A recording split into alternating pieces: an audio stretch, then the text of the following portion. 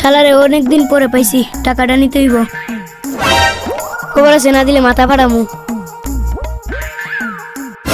ওই দাঁড়া দাঁড়া, কিরে আজকে কত তারিখ? 1 তারিখ, কি বার? সোমবার। আরে তুই তো আমার কাছ থেকে 10 টাকা পাইতেন নে।